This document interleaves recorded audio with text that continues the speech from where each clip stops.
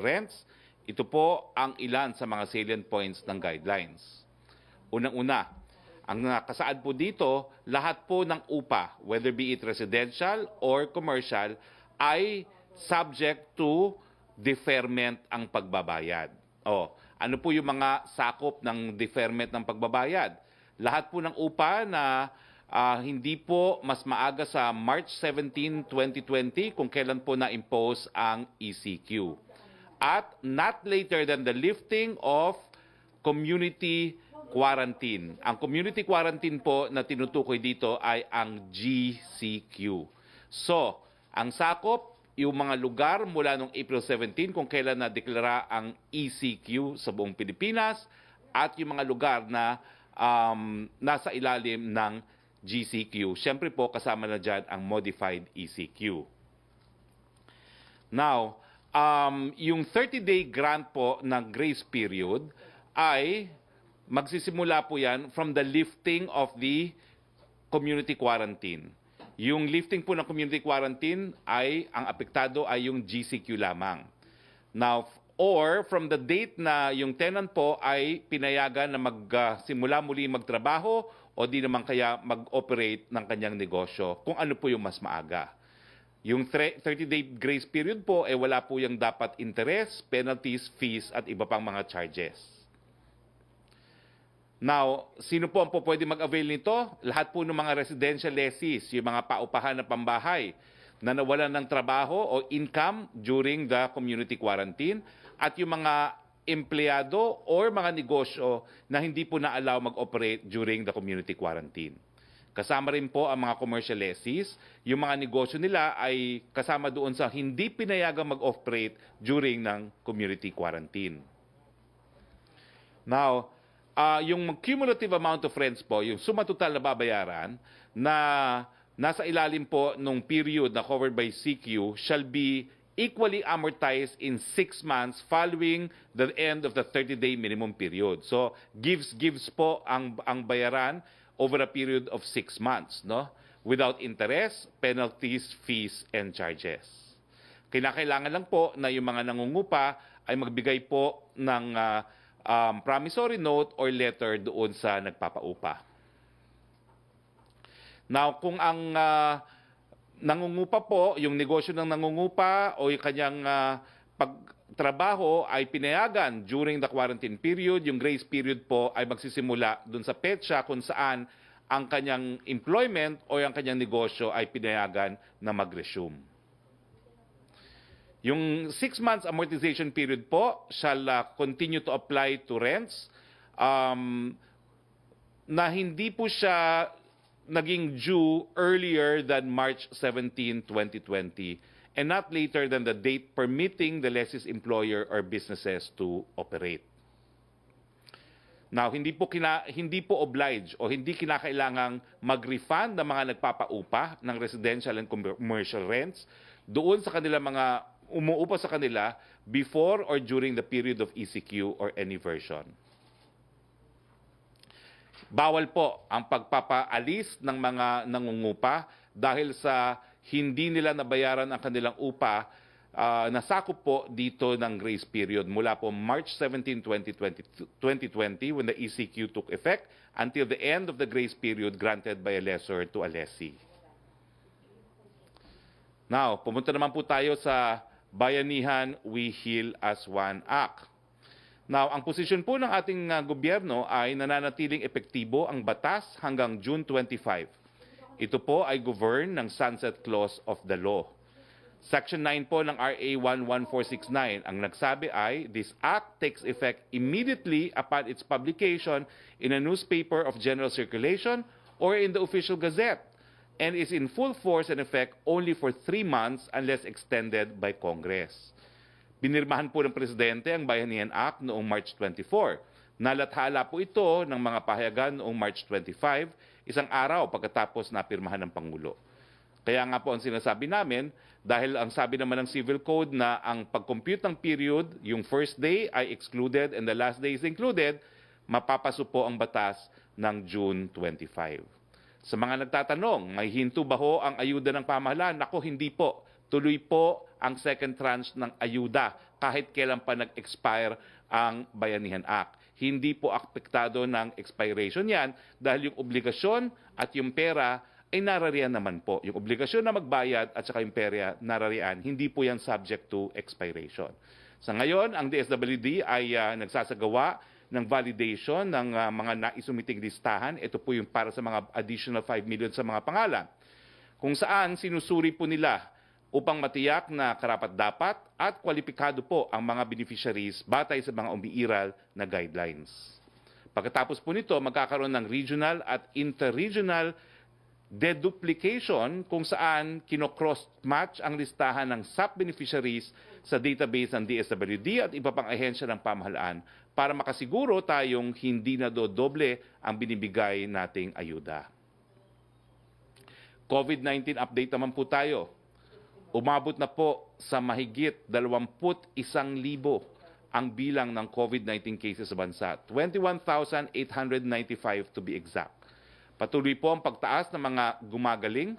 Meron na po tayong 4,530 recoveries at lumampas na po sa 1,000 namatay, nasa 1,003 naman po ang nasawi. Tignan naman po natin ang bagong presentasyon na ginagamit na natin mula ngayon. Ito po, dalawang kulay, blue and green. Ang suma total po nito ay yung mga actual cases ng COVID-19, pero rini-report po sila doon sa date kung kailan sila unang nagkaroon ng simptomas para mas accurate po, no? At despite yung mga logs ng laboratory, hindi biglang sisipa.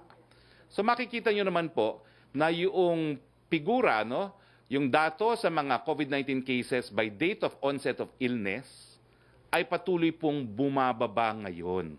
Bagamat nagkakaroon nga ng sa nakalipas ng mga laboratory and validation logs, no? So, pag record po natin sa ganitong pamamaraan, makikita nyo kung bakit. Tama lang naman na nag-GCQ na tayo sa Metro Manila at sa iba pang mga lugar dahil nakikita nyo na bumababa na po ang kaso ng COVID sa atin. Bagamat, kung titignan nyo sa isang linear graph, patuloy pa rin pataas. Pero kung ang pagbabasihan po ay yung onset of illness, kailan nagkaroon ng unang sintomas, malinaw na malinaw po ang trend. Pababa na po tayo ng trend. Pero kinakailangan, mag-ingat pa rin po, no? Dahil po pwedeng sumipa yan pag nawala ang social distancing, ang pagsusuot ng mask, at ng pananatiling malusog. Ito rin po ang graph na nagpapakita doon sa mga kababayan nating namatay na sa COVID-19. Bagamat ang suma total po ngayon ay mahigit 1,000 na, yung namamatay pang araw-araw ay patuloy po talagang bumababa. Sa mga nakalipas na mga araw nga po, it is a single-digit recording of individuals na namamatay po dahil sa COVID-19. Okay. Now, pumunta naman po tayo. So ito nga po yung tapos na. Punta naman po tayo sa mga figura ng mga napauwi na nating OFWs. Ito po ay 42,298 mula po noong May 15 at ito po ay as of June 8, 2020. Mapalad po tayo at ngayong araw din po makakasama po natin ang bagong tinalagang Undersecretary ng Department of Health, si Dr. Yusek Leopoldo Bong Vega. Si Yusek Vega ang Medical Chief ng Southern Philippine Medical Center, ang kauna-unahang government-owned hospital sa Davao City. Siya rin ang unang medical director ng nooy Davao Medical School Foundation. Ilan po sa nagawa ni Yusek Bong sa Southern Philippine Medical Center ay ang pagkakaroon nila ng Heart Institute, ang kauna-unahang Center Institute sa Mindanao at pinakamalaki sa Pilipinas, at Institute for Women's Health.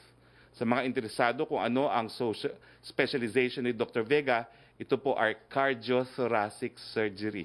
Mabuti naman po at ako'y magbebenepisyo dahil yan po ang aking karamdaman. Isang tawag na lang ako kay Dr. Vega, libre konsulta. Anyway po, kasama po natin ngayon si Dr. Vega. Are you on the line, Dr. Vega? I'm here, Harry. I'm on the line. Congratulations, Salamat. And Dr. good Vega. morning to all. Good morning. Good Yes. afternoon to all. Nandun po ako sa Davao nang sinabi ni Presidente na itatalaga niya kayo bilang Undersecretary ng Department of Health.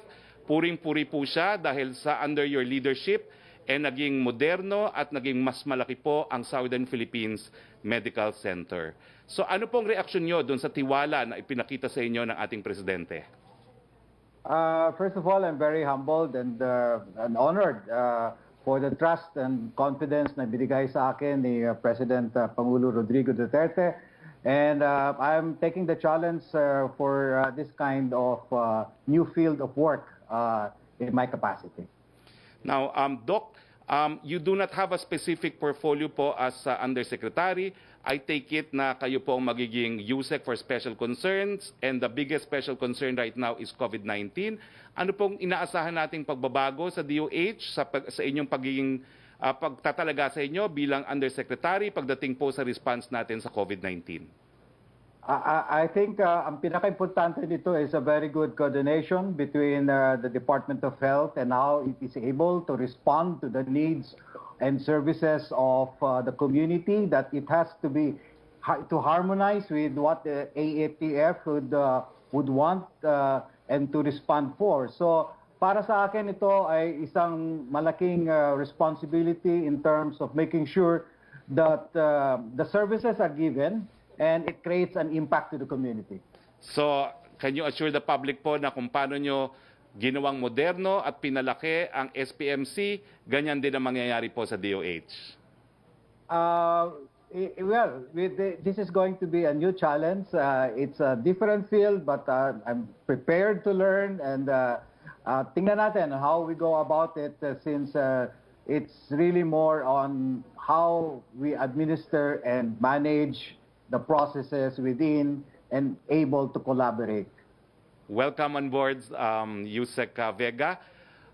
I hope meron po kayong panahon pa dahil maya-maya po, I'm sure may mga tanong po ang kasama natin sa Malacañang press corps. So, can you hang on po, USEC Vega? Sige po. Okay. Sure. Kasama rin po Harry. natin ngayon ang ating kalihim ng Department of Education, Culture and Sports. Walang iba po kundi si Secretary Liling Briones. Ma'am, marami nagtatanong, ano ba ho itong blended learning, paano natin mapapatupad at sapat ba ho ang ating mga facilities para mapatupad itong blending learning? Secretary Briones, the floor is yours. Maraming salamat, Sec. Harry.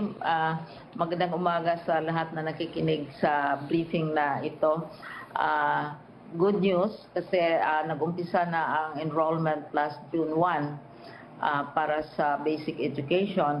And as of 9:30 this morning, Sec. Harry, 6.4 million na ang nag-enroll, nag-register sa bansa. 6,415,878. Ang pinakamalaking bugso ng enrollment ay sa Region 3 dahil malawak na malawak, 1.2 million na sila. Sa NCR, na medyo worried kami for a while dahil dito ang sinasabi natin na pugad ng COVID ay 895,406. Ang enrollment na ito, Sec. Harry, paulit-ulit nating sinasabi, ay online. For the first 2 weeks, enrollment will be online. Pinagbabawalan namin yung mga teachers at mga staff na pumasok, pati ang parents and children. They will have to register online. Tapos sa second half ng June, yung iba na walang access sa connectivity o wala silang cellphone na magagamit o telepono na magagamit kasi pwede namang mag-cellphone, pwedeng sa TV, pwedeng sa iba't ibang paraan or even sa radio kasi mayroong namang mga program sa radio kung saan pwedeng mananawagan ay sa second half ng June. But as of now, it's already 6,415,678 ka mga learners. And this has exceeded our expectations, Sec. Harry. At ang tanong mo, punta tayo sa tanong mo, ano ba itong blended education na pinag-uusapan natin? Matagal na itong blended education. Naabutan ko na ito nung ano pa ako, teacher pa ako sa UP, ginagamit ito sa mga eskwelahan kung saan iba't ibang paraan ang kanilang ginagamit para magiging epektibo ang pagturo sa mga bata. Kaya itong blended education, combination ito, kung available Secretary ang online, gamitin online. Kung hindi ito available, pwedeng offline.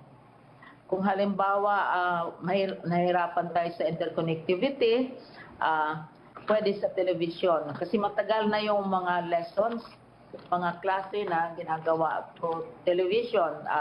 Siguro karamihan ng mga teachers natin, hindi pa sila pinanganak ng mga panahon yan. Tapos, kung hindi din pwede ang platforms na sinasabi natin, kasi ang pinakamalaking ano natin ngayon, pinakapopular at this time, Secretary, ay yung ating platform na tinatawag natin ay DepEd Commons. Right now, more than 7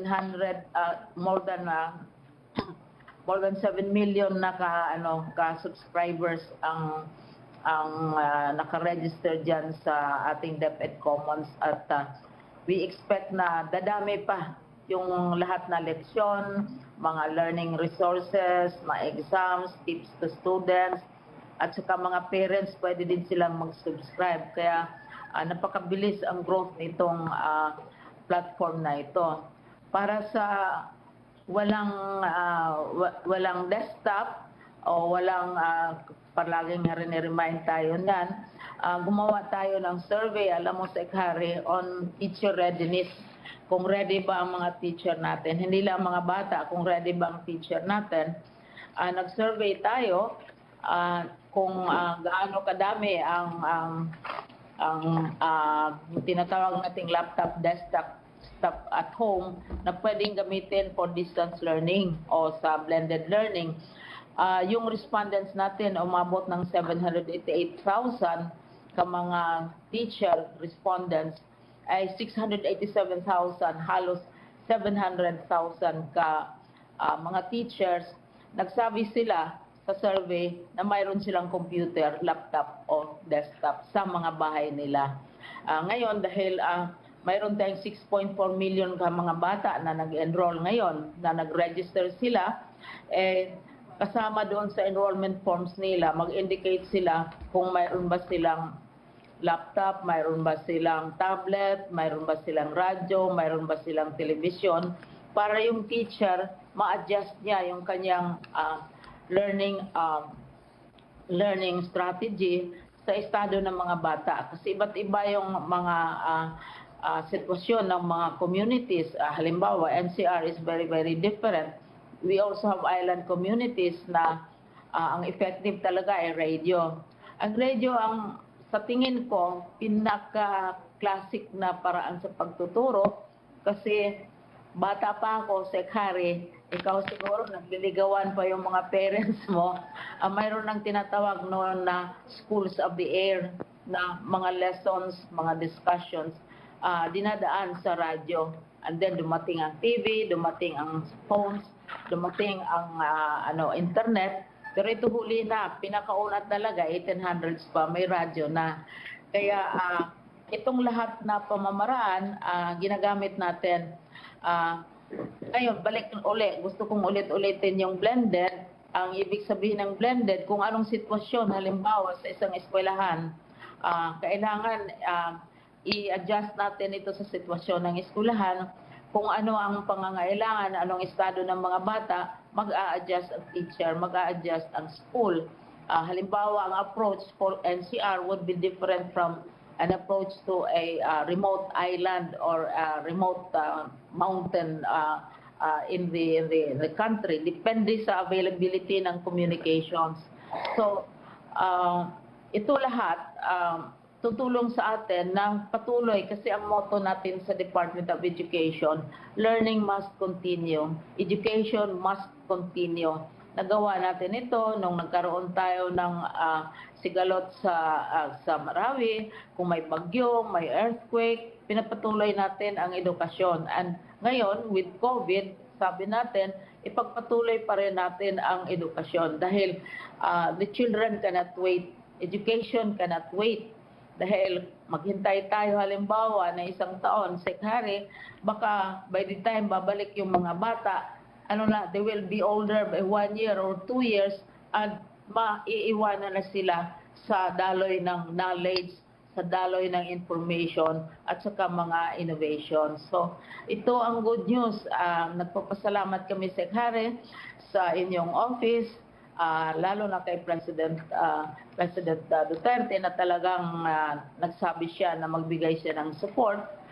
Sabi pa nga niya, I will scrape the bottom of the barrel para lang ma-support itong ating alternative ways of teaching our children. Tapos yung mga local governments, ang laking tulong na binibigay nila, suporta, at mga civil society organizations, business. Ang daming offers namin, Secretary, ng mga communications systems, companies na nag-o-offer ng tulong. Isa pang gusto ko, siguro, I'm not sure if it is related to my age, but really I have this affection for radio, no? Kasi maraming schools, sinurvey namin, may sariling radio station. Although limited lang ang reach. Maraming municipalities, may sariling radio stations. May provinces, may sariling radio and TV stations. Yung mga malalaking municipalities, LGUs, may sarili silang TV at saka radio because that's how they communicate with the people. So ino-offer nila ito lahat in addition to the private sector. So everybody is helping out, and mukhang excited ang lahat kasi gusto nila makita if it really works. Pero ang gusto ko lang sabihin, it has been working for decades and decades. Yung nag-aral ng education ng 1960s, alam nila yung blended, yung maghalo ka ng iba't ibang approach to achieve a particular learning objective. Binibiro ko nga si Kong na author natin sa isang bill sa Congress ngayon, gawing requirement ang blended education. Si Kong Escudero, sinabi ko nga sa kanya dahil she is very a very established professional in home economics. Binibiro ko nga siya, kaya tinatawag yung blended, madaling i-compare mo sa isang blender where all the best flavors, the choicest materials, the choices and the best ingredients are all put together to come out with what appears to be different but is actually has already been in use for a very long time. Like UP has 7 campuses, and we have our own autonomous university, which is located in Los Baños, but which operates all over the country. Maraming mga schools, ginagawa na ito. The only difference is this time, the larger emphasis is on these technologies dahil hindi talaga pwede pa sa pagkangayon ang face-to-face o yung biro namin sa Department of Education, hindi po pwede yung face-to-face. So, blended muna. At saka pag gagamitan mo ng blended approach, mukhang masarap, mukhang epektibo, at mukhang enjoy ang mga bata. Thank you, Secretary, for all the support. And Thank you. Mr. President. For... Thank you. That was my co-teacher in UP and my sister in the faith. Ma'am, I have just one question. Yes. Wala na po ako anak sa K-12, no? Nag-graduate na, pareho na nasa UP. Ang tanong ko lang po, kung ang anak ko grade 5, magkakaroon po tayo ng separate materials for grade 5 online? At kung wala pong online access, magkakaroon ba tayo ng TV o radio program for grade 5 students? Yes. Sa basic education, yun ang hinaharap namin ngayong trabaho. Kaya 7 days a week, 24 hours a day kami nagtatrabaho.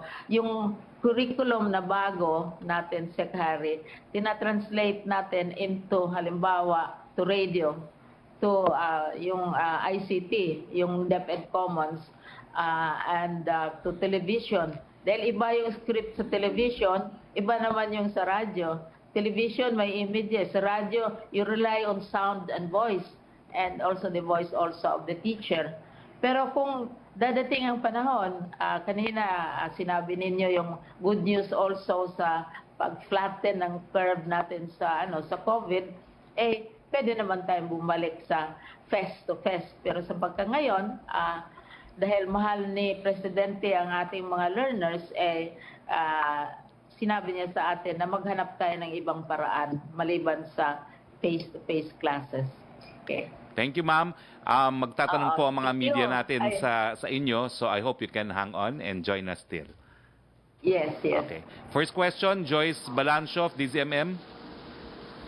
Yes, good afternoon, Secretary. Doon sa presentation niyo po kanina, you mentioned about yung onset of illnesses, ang trend natin based on new data, pababa na po, no?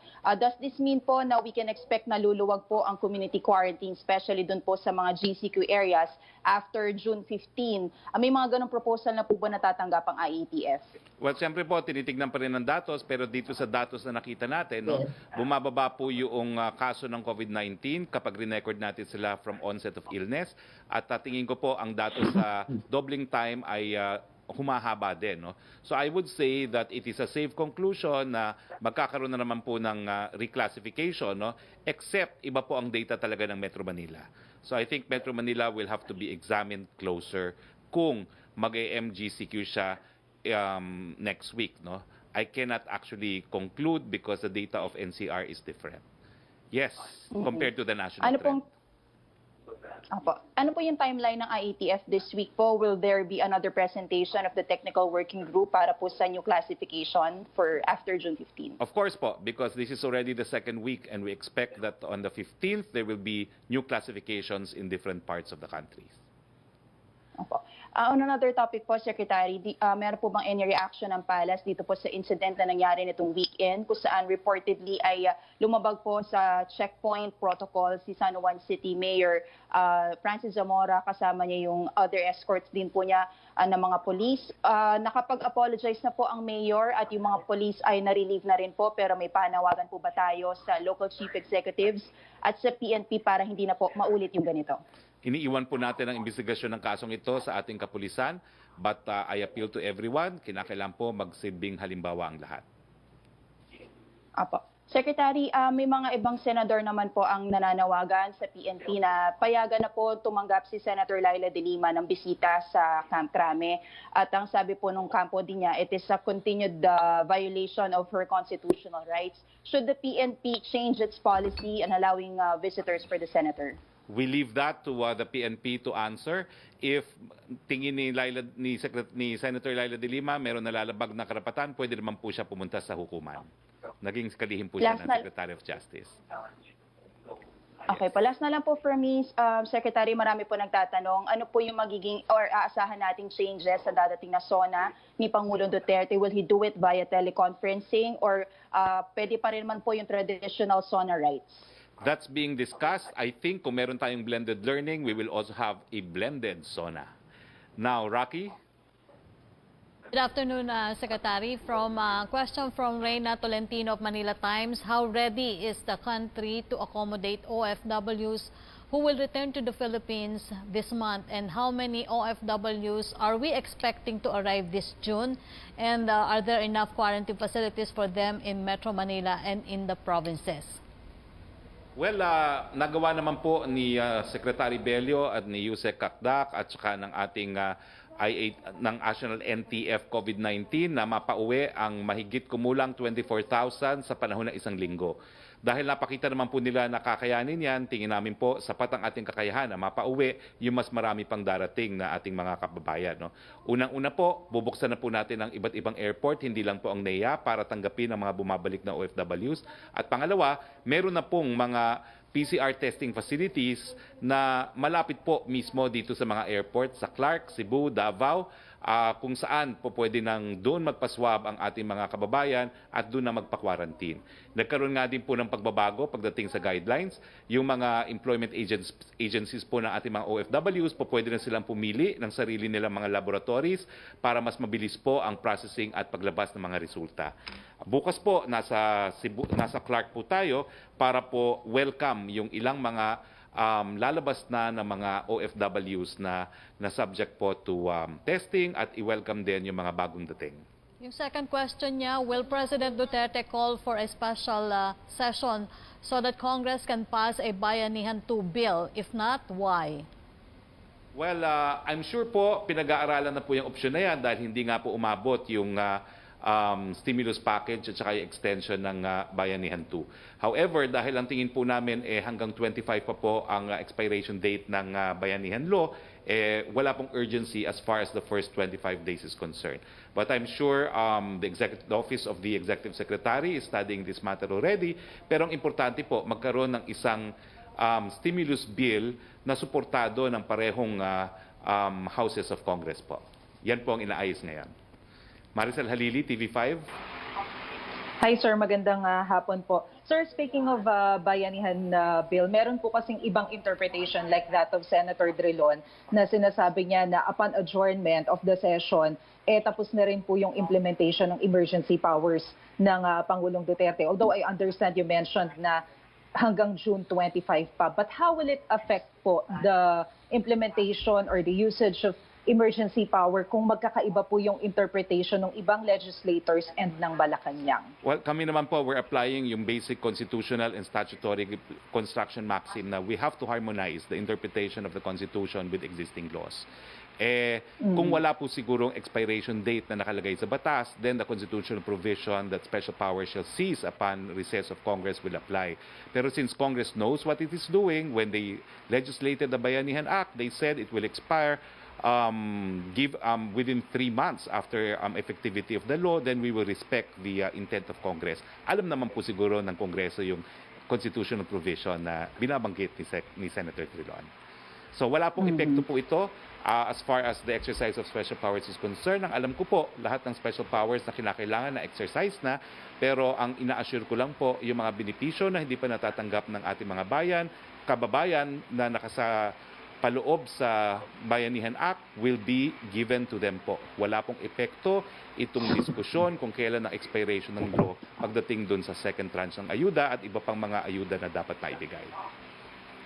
Sir, on another issue, yun pong sa Facebook ngayon, madami pong kumakalat na mga fake accounts and some legislators like Representative Serate is claiming na baka nagagamit yung mga fake na Facebook accounts para masangkot yung ilang mga activists, yung mga critics of the government and maging basis to jail them.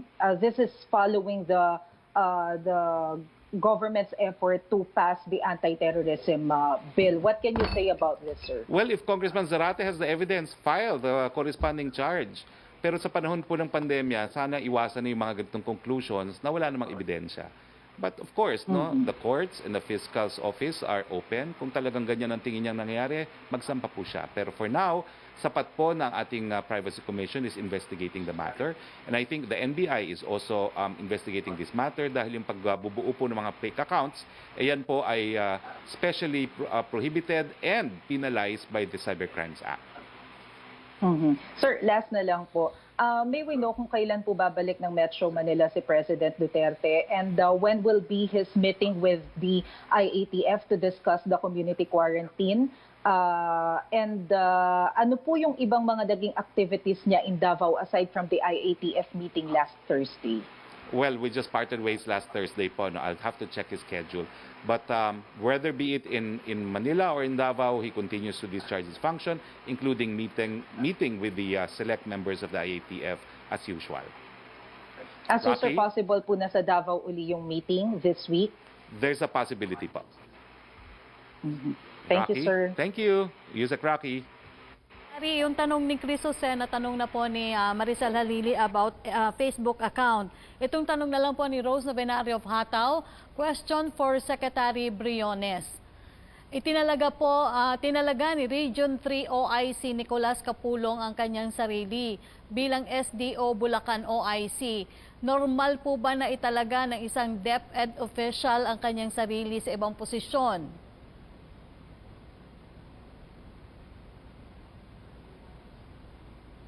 Secretary Briones. Secretary Briones, yung ang tanong po, Walang audio si Sec Briones. Yeah, there you go. Salamat sa tanong kasi aming titingnan ito. Right now, I will immediately contact our regional director kung may basihan itong obserbasyon na ito. Kasi usually, mabilis ang media na magsasabi sa amin kung mayroong mga problema or mga issues na hindi na tutugunan o hindi na resolve. Kaya I will verify immediately. Dahil sa atin kasi decentralized ang sistema natin sa lahat na agencies ng government. So ang regional directors, yun ang pinaka frontline offices na sila ang nagre-represent ng central office o nagre-represent ng Secretary of Education. So amin yung titingnan ng gusto kasi di naman basta-basta mag-jump tayo to conclusions sa kung may report na ganyan. But i-verify natin at bigyan nating daan na masasabi ng mga nag-feedback sa atin ang kanilang observations. Kami we answer immediately pag mayroong thanks to communication, it's easier now to verify reports of the province. Maraming salamat sa tanong ninyo. Next question. Secretary Briones, ang second question po ni Rose Novenario ng Hataw, ito po. Magkano po ang inilaan na budget ng DepEd para sa broadcast-based mode of learning? At ano po ang assurance na ligtas ito sa korupsyon sa paglalagakan na state-run network? Ano po ang assurance na ligtas ito sa korupsyon sa paglalagakan ng state-run network? At tulad ng lahat ng mga ahensya ng government, mayroon tayong administrative system, mayroon tayong sistema for monitoring, for reporting, and trying even investigating cases within the mandate of the department itself. At saka pwedeng mag-file ka ng administrative case, pwede namang magkaroon ng criminal cases. Pag administrative, kami ang nag-handle at our level as the other offices do. Palagay ko tayo ay maging selective pagsasabihin natin na may corruption ang Department of Education.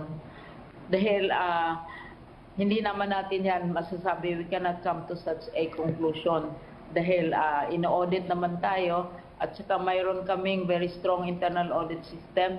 Saka binago natin ang ating financial management.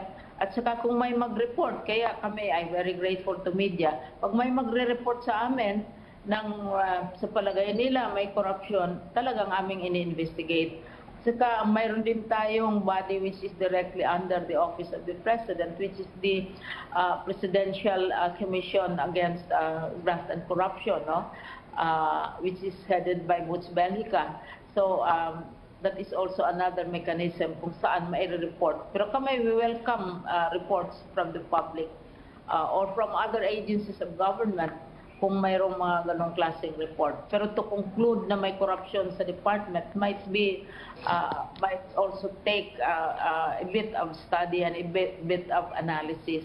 Ay compare natin ang Department of Education sa mga maybe how many decades earlier at saka ngayon, marami tayong mechanisms para ma-control ito.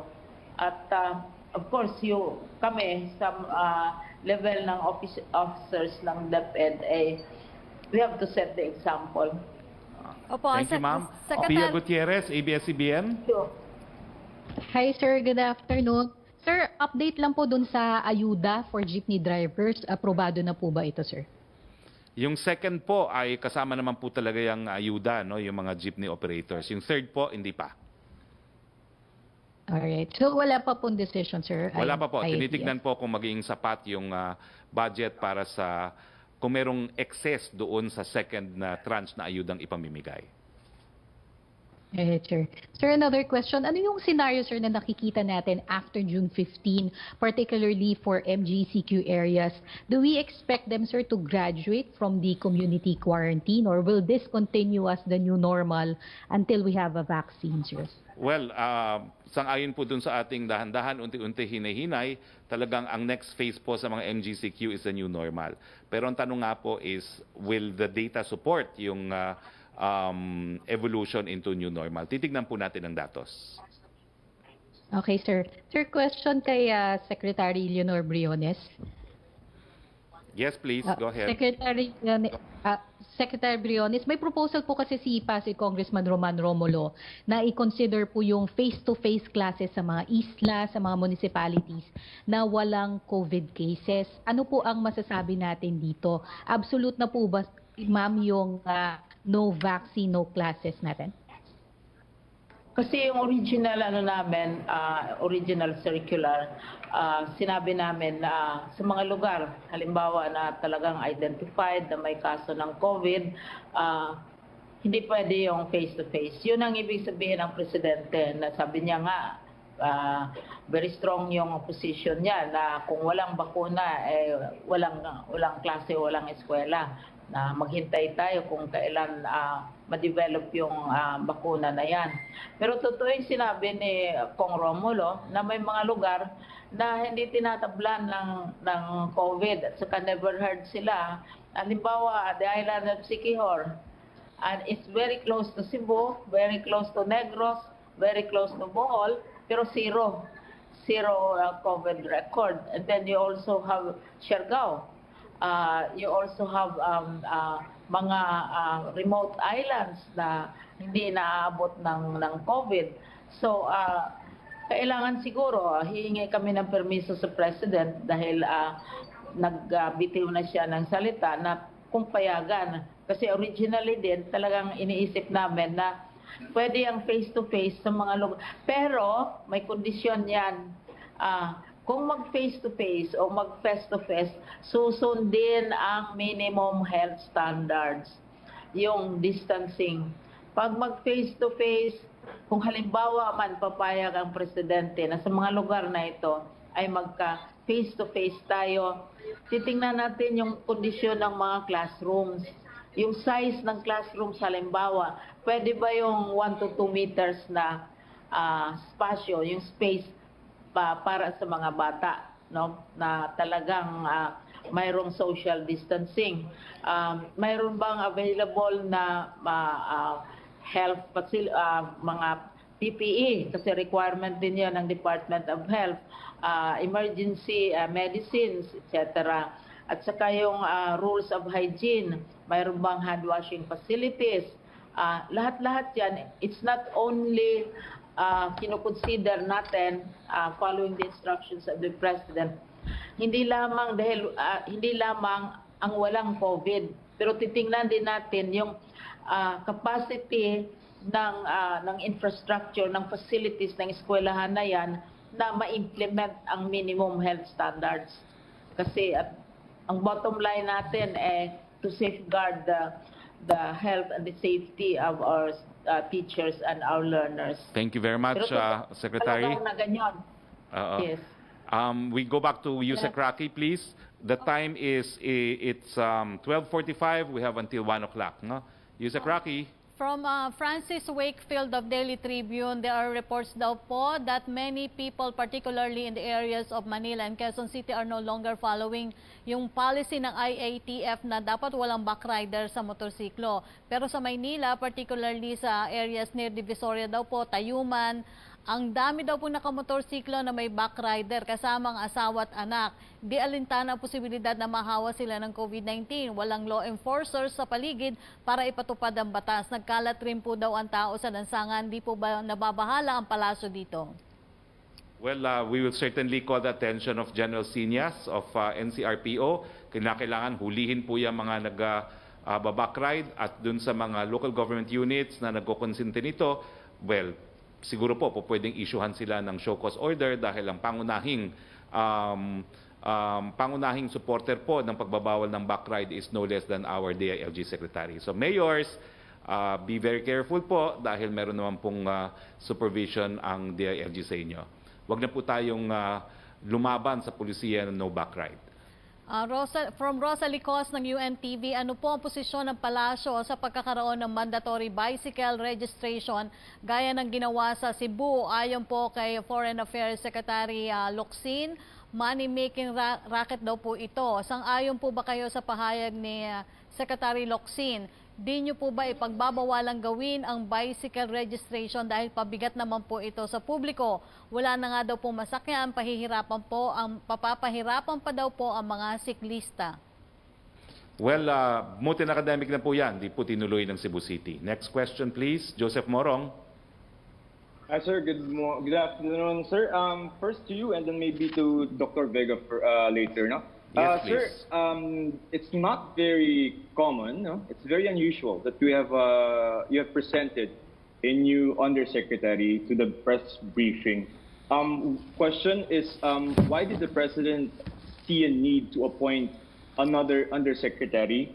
And just to be forthright about it, sir, this is happening in the context of what's happening with Secretary Duque. Sir, ano ba to? Kapalit na ba siya ng secretary? Hindi ko po alam kung kapalit siya ng secretary. Pero ang konteksto po ng pag-a-appoint, and I was in Davao, was the president was very unhappy with the delay. Hindi po talaga natuwa ang presidente na na-delay yung pagbigay ng mga benepisyo sa mga frontliners na namatay at na nagkasakit. At ang sabi niya, kailangan magkaroon ng isang maasahan na tao dyan sa Department of Health, and that was Secretary Vega, Undersecretary Vega. All right. Yes, sir. Can I go to Dr. Vega, please? Yes, please. Dr. Vega. Yes, I'm here. Hi, sir. Good afternoon po. Joseph Morong, sir, sa Yeah, GMA7. Sir, when the president talked to you, what did he tell you about the problems in the Department of Health? I think from my perception, when the office of the president called me to help them out in terms of making sure that services and commitments are committed, I have the impression that I had to make some coordination in the different agencies in terms of the national government like the DOH. Okay. Sir, I'll address the elephant in the room already. Sir, what if the president offers you the position of secretary?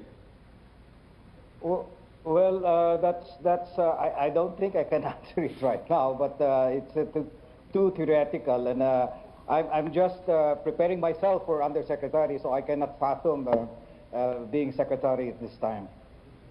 Okay. All right, sir. Thank you very much. Secretary Roque, can I go to you now? Yes, please. Sir, with regard to the anti-terror bill, no, how do you view the news na yung ibang mga congressmen are withdrawing their yes votes? And do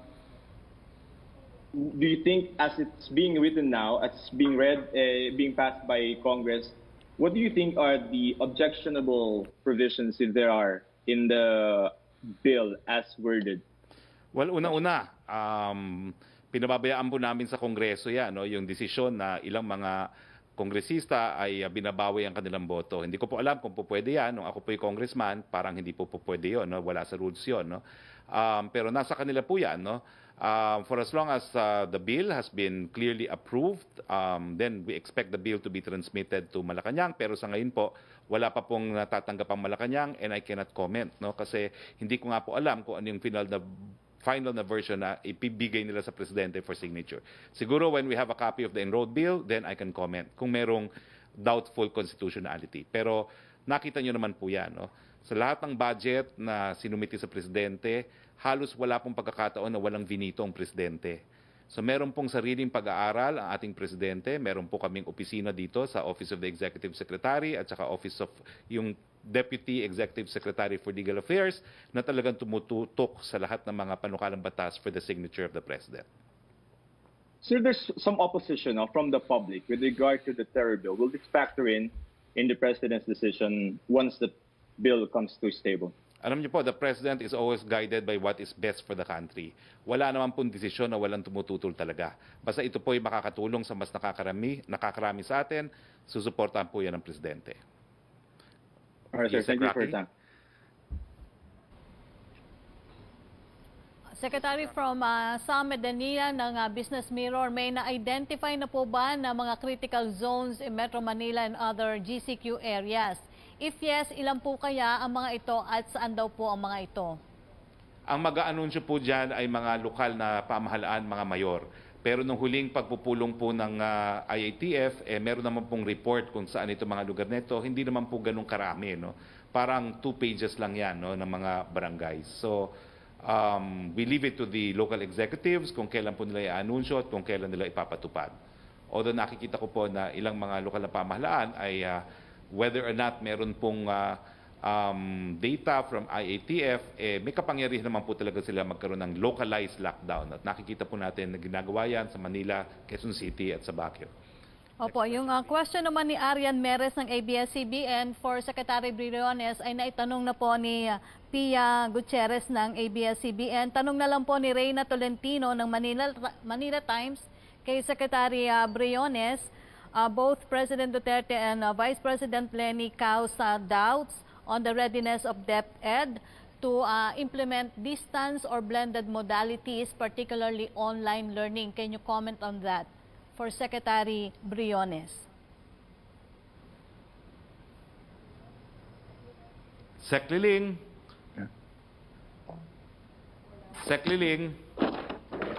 Nawala si Secretary Liling. Well, perhaps I could comment. Sinagot na po yan ni Secretary Briones. Yung tinatawag na blended learning, 1960s pa po yan. That's not new, no?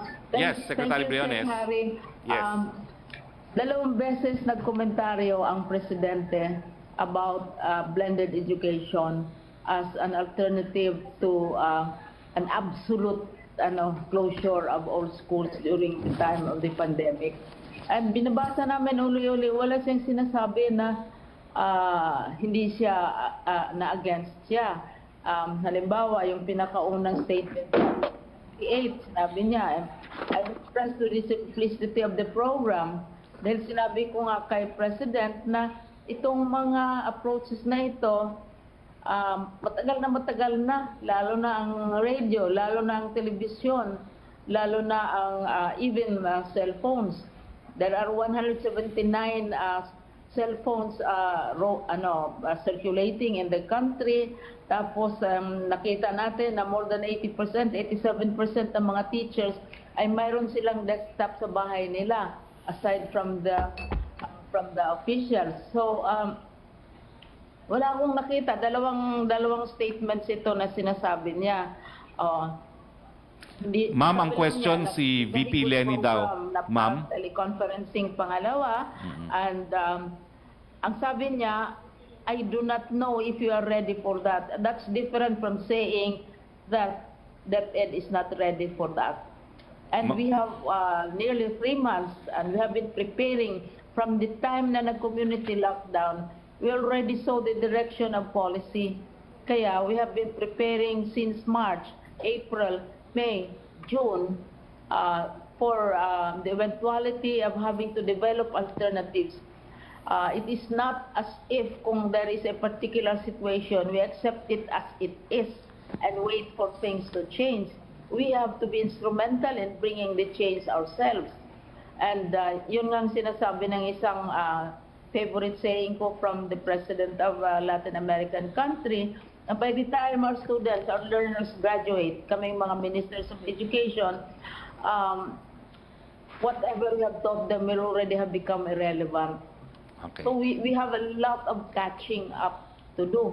And the president has never said, paulit-ulit kong binasa ito kung mayroon bang sinabi niya. And sinabi pa nga niya, I support you. He will even scrape the bottom of the barrel. And sabi niya on the question of funding. Ma'am, excuse me. I think the question, ma'am, is VP Lenny said we're not prepared. Can you address the point raised by VP Lenny na hindi daw tayo handa for distance learning? I would like to dispute that. We are still in the month of June. and our original proposal was to open in August 24. We have been doing distance learning, blended learning for decades and decades. We have a university in the University of the Philippines which does and which specializes in distance education for the longest time. And those who take up education and study education are already exposed to this. We are not inventing anything new. Kaya yung readiness, importante yung readiness. And we did also a survey on the readiness of our teachers, no? And the readiness of our pupils. Napakataas. We assume always that the teachers don't have laptops, they don't have desktops. Well, 87% of them have in their homes, no? But we will also provide them. And the private sector, we are convincing them na the usual and the annual Brigada Eskwela event where they give school bags, pad paper, ball pens, school supplies. Sabi namin gadgets na ang ibigay nila. And saka they jointly help us develop programs because there are existing programs. What we are trying to do is blend these programs. You see them on TV. The law says that 15% of TV time has to be devoted to children. So, sisingilin natin yan. Same for radio. Okay. Mas mahaba pa nga yung sa radio. We just don't notice it because we are used to face-to-face learning. But now that it is not possible to do face-to-face learning, then we have to think and look at the existing mechanisms. This is how we will be saving money, we will not be spending so much time, and so on. Thank you, ma'am. Ma'am, I hope you don't mind. Bibitaw kasi yung coverage ng mga TV station at 1:10 and we still have 3 reporters to ask questions. So can I move to the next question, ma'am? Trisha Terada of CNN, Philippines. Hi, Secretary. Good afternoon po. So hihingin lang namin yung assessment for the first week of GCQ. What can you say about it? Was it successful? Especially in Metro Manila po pala. Well, I would say that perhaps there are areas where we can improve pero wala tayong magagawa. For instance, in transportation, dahil talagang we are still in community quarantine. No? So we want to see more employers allowing their employees to work from home habang nasa community quarantine pa po tayo para hindi nga magkaroon ng kakulangan sa transportasyon. Having said that, dumami na po ngayon ang linya na binuksan ng DOTR. Last week po, nagsimula sa 2, naging 6. Ngayon, meron na po tayong 12 linya na binuksan po ng DOTR para sa public transportation. Next question, please. Secretary, hindi lang po kami ng reaction doon naman po sa nangyaring protest sa UP Cebu. And at the same time, although nothing is very certain yet, and probably we can call it sort of mockery online na magkakaroon daw ng Mañanita on June 12. Do you have any reminder to possible protesters or those who probably want to gather on June 12? Well, alam niyo po, dumaan naman ang Mayo 1, nagprotesta naman ang hanay ng mga manggagawa online. Mataas pa po ang kaso sa Cebu. In fact, kayo pa po ang pinakamataas na kaso dyan sa Cebu sa buong Pilipinas. Nagkaroon lang po ng apila, kaya nga po naibaba sa GCQ ang Cebu City, pero ang original decision po ng IATF mas mataas pa po. Dapat nag-MECQ muna sa Cebu, no, from ECQ. So sa mga lugar na talagang mas malaking banta ang COVID-19, wag nyo naman pong i-violate yung ating quarantine rules gaya ng social distancing. Pwede po magprotesta online, hindi po natin sinusupil yan. Next question, please. So, Secretary, last po siguro na kay Yusek Vega. Very quick question lang Yusek po. Vega. Yeah, I'm here, Secretary Harry. Go ahead, Trish. Okay.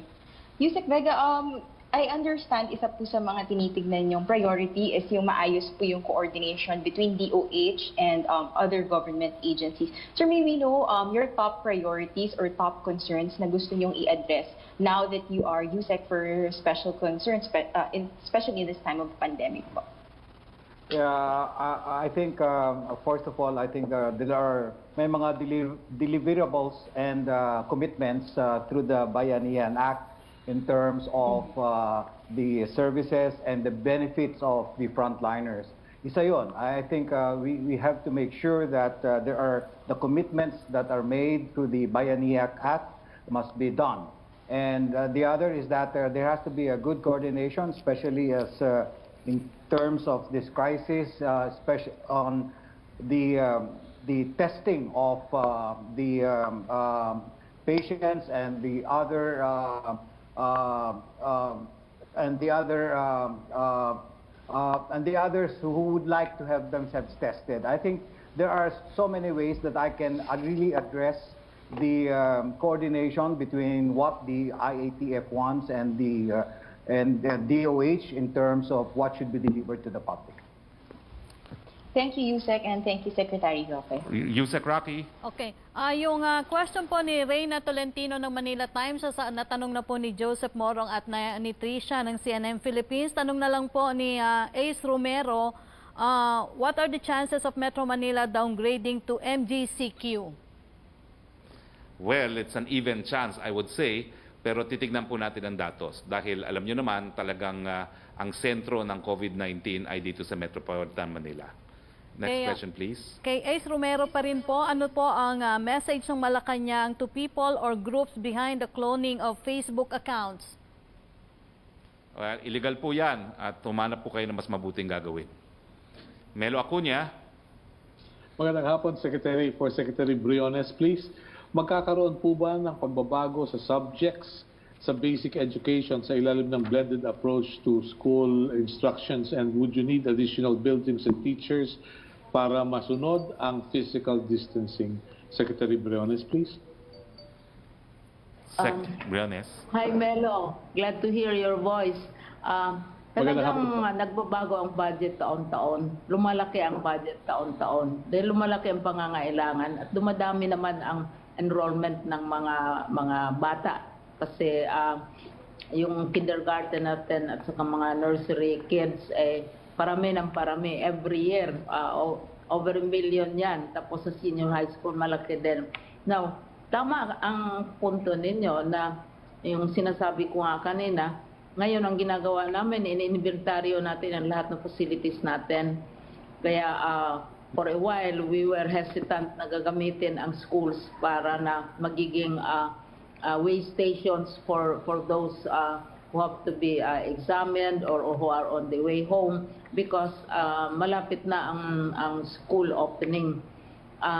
Yung mga bagong schools natin, pwede yung social distancing. Pero yung mga luma nating na mga schools, ay kailangan talagang ayusin. We have to reduce the size of the classes. Hindi na pwede yung usual natin sa high school na aabot ng 45. Wala naman yung mga 70 o 100 sa isang klase. Wala nang ganyanan. Mga 45, we have to reduce that kasi because of the question of space. And we have to see also, yung sinabi ko kanina, na may washing facilities, hand washing facilities. At saka mayroong stock ng emergency medicines in case the kids will have fever or cough or kung ano ba. Kasi dalawang susundin namin yung requirements ng Department of Health at saka yung requirement din ng Presidente na sinasabi niya na kung walang bakuna, hindi muna mag-face to face.